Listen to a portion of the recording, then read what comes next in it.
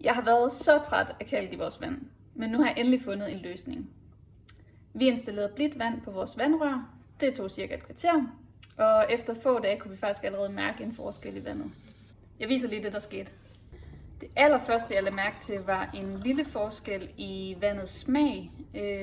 Hvis man kender smagen af sådan helt rent, filtreret, blødt vand, så var det lige pludselig den smag, der kom ud af vores vandhane.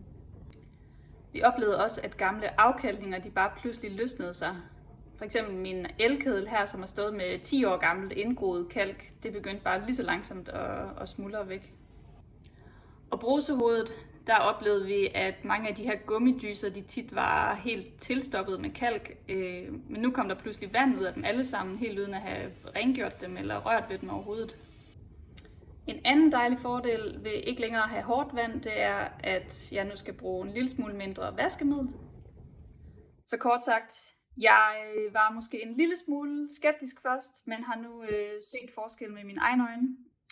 Og der er virkelig mange fordele. Ja, specielt det her med mindre rengøring, synes jeg er ret fedt.